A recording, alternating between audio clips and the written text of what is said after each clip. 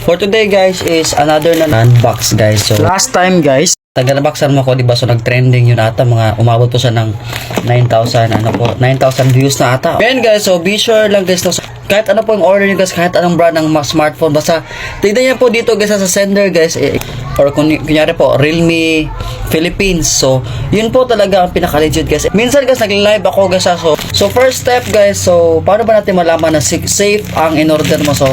So yung mga naka-tape guys, mga scotch tape, and then bawat gilid, bawat sulok kasi wala po siyang mga butas. Ayan. Yung rider guys, umalis na kasi po kakilala ko na po yun. Mag-video talaga kayo every time na meron mag-unbox kayo guys, para po yun kasi ipapakita natin sa send natin sa seller guys. Kung nagustuhan ko sa ITEL PH guys, meron po silang resibo na i-attach. Ayan guys, ito yung resibo nila guys, Ayan guys. So, sa halagang 2,000 plus guys, O siya guys, promo talaga siya. And bukas natin guys, safe na safe.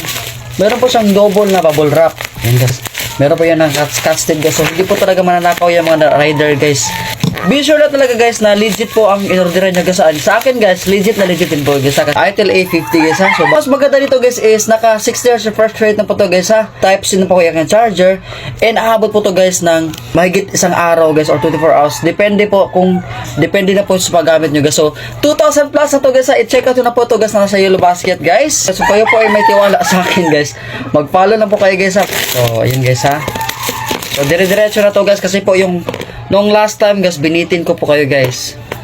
Hindi ko na po kayo bibitinin guys, Dalawang isip kayo guys, mga rider. So maganda sana kung kilala nyo na po yung mga rider guys. So yun guys, ito talaga, meron talaga yung free na jelly case guys pagbukas sa box guys. Ayan po. Ito po yung charger niya guys, Type C. Meron na po yung free ejector pin. 1 hour plus guys, or 2 hours po siya mapuno guys, Ito po yung manual niya guys, o warranty card niya guys.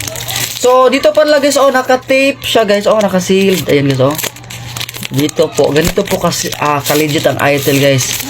Bilis-bilisan na natin guys. In 5, 4, 3, 2.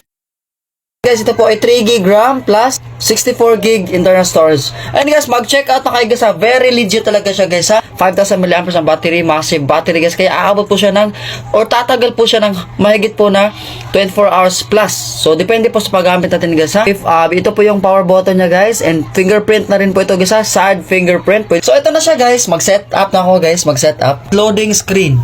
Wait lang po natin ng seconds guys. At ito na siya guys. Wow. Ayan siya guys, Tingnan nyo, ito yun guys. Ito yung camera natin guys, Check natin yung camera guys,